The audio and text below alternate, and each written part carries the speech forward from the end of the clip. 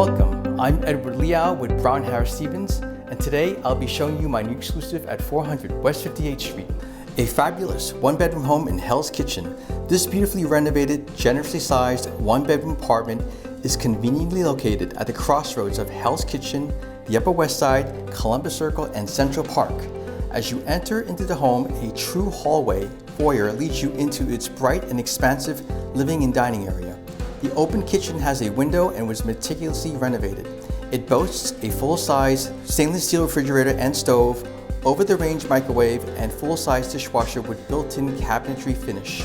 The kitchen also contains beautiful white quartz countertops, custom kitchen cabinetry, and a huge dining island with chic lighting fixtures.